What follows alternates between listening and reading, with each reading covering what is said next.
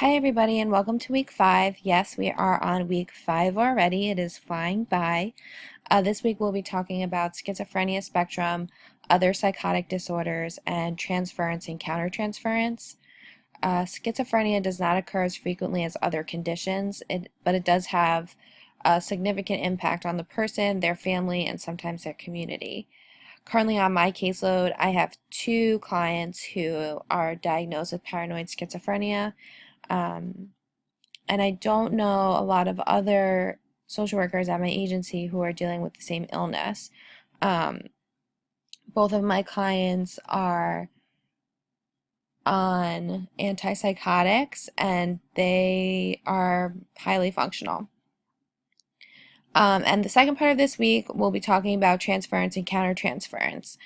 So, completing an assessment and making a diagnosis can be influenced by many factors. Transference and countertransference are 2 of these factors. Self-awareness is needed to be as objective as possible in the diagnostic process. And this is something that a lot of people in this class have already talked about in some way or another in their posts.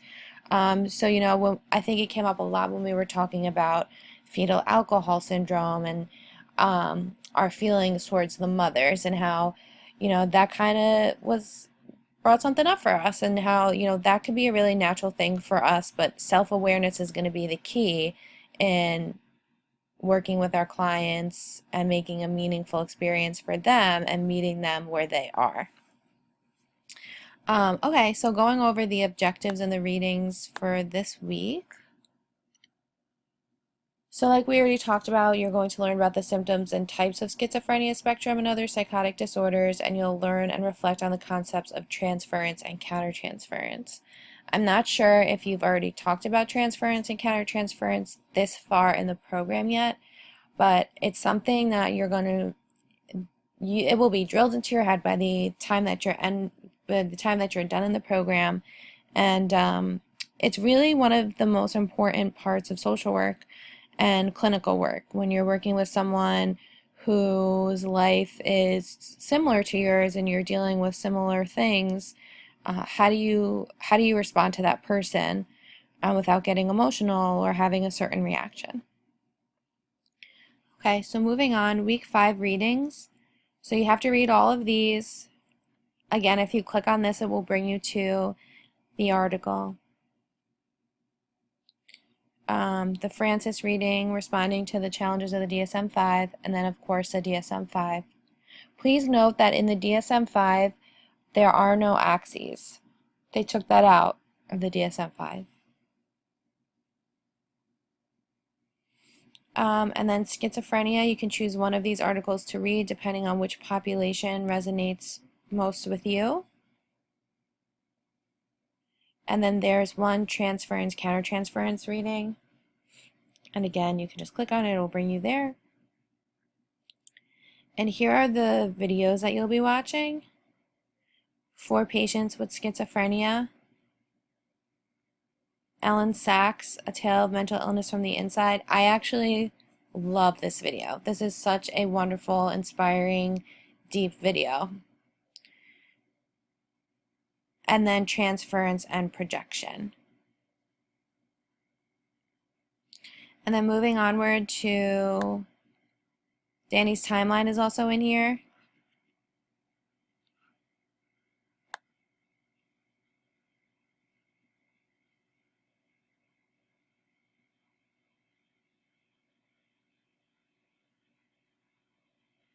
Now my internet's not going to work.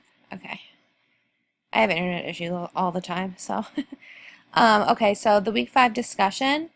This is the community conversations about mental health. So your initial post prompt is using the SAMHSA website's discussion guide for community conversations about mental health as a resource. How would you explain the symptoms of schizophrenia to a family member or friend in a non-professional / layperson language? As always, follow up with 2 classmates. What have you learned from your classmates' posts and what can you add to their learning? What similarities and differences do you see among your classmates' posts? I think that we've pretty much all gotten the guidelines down by now, so I'm not going to go over them again. I think this is incredibly important. How would you explain the symptoms of schizophrenia to a family member or a friend? I think that people don't really understand what we do sometimes as social workers. They pigeonhole the profession into something that it really isn't. So talking to people about mental health and in a non-professional way that can help them to better understand it is a great skill to have.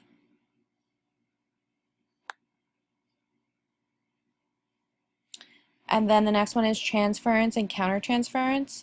The initial post prompt is give an example of how transference, countertransference, or projection might affect the process of assessment for making a mental health diagnosis. And that will make more sense to you as you go through the material.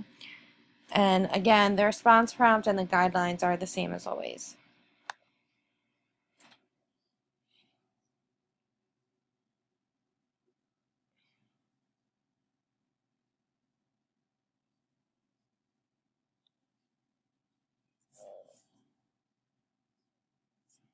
Any day now. And finally, your last post prompt for week 5 is the week 4 quiz. So you'll post your week 4 quiz here. Some of you have already done so. If not, you can go ahead and do that. And then you're going to follow up with at least 2 classmates again. Same responses as usual and the same guidelines as usual.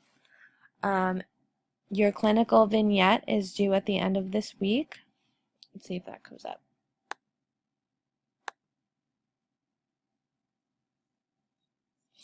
Yep, so clinical vignette part 2 is due by the end of this week.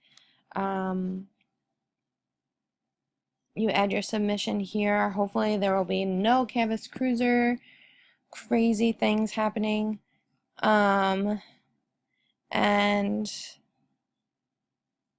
if you have any questions regarding clinical vignette part 2, you can refer to the video that I made last week, or you can email me. And we will go from there. I hope that you have a great week, and if you have any questions or concerns, as always, send me an email, and I hope that you have a great week.